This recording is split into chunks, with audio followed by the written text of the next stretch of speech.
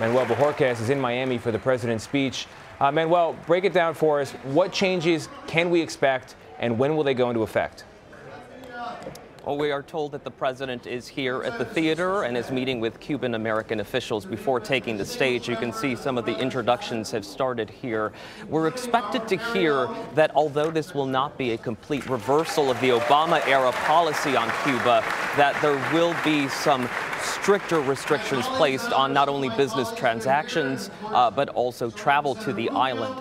The two key points there being the prohibition of businesses in the U.S. doing business with anyone who is tied to the Cuban military or government on the island, which of course is a large part of the economy down there, and also the restrictions on Americans flying to the island. A strict reminder here that tourism is still not allowed. As of the Obama policy, many people had started to travel to the island individually. The new reset here, according to people familiar with what President Trump will announce, is that Americans will have to travel as part of groups and stay in hotels that are approved by the State Department and the Treasury Department as not having ties to the Cuban government. The president making clear here that he feels that the Obama-era policy would only enrich the Castro regime, and that's something that he would like to curtail. Manuel, the man speaking at the podium behind you is giving a stirring, emotional speech, but what appeal is there to the intellect here? What is the president's reasoning for these policy changes, and what evidence is there to support his changes? Well, the bottom line is this. People want to see a change in the regime on the island, and that's something that for decades has not happened. The Obama-era policy sought to do that by re-engaging, by establishing diplomatic ties, and hoping to grow a private sector that would then try to foster some political change.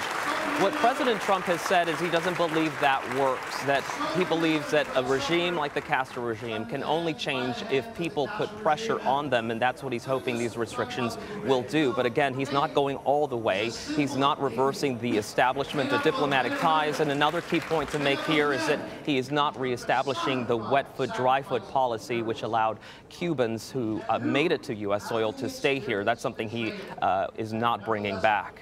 And the president is making this speech in Miami, a city I spent a good portion of my childhood in, and a city with a large Cuban population. Manny, what are people there likely to think about this change in policy? Well, in a crowd like this, clearly here to see the president and support his agenda, it will be well received. And the Cuban American community here, clearly this will be well received. Many felt that the Obama policy only enriched and strengthened the regime. But there is definitely a younger generation of Cuban Americans who also feel that re-engaging with the island is the better way to go. There are some protesters outside who do not believe that what we're expected to hear from President Trump is the right way to go.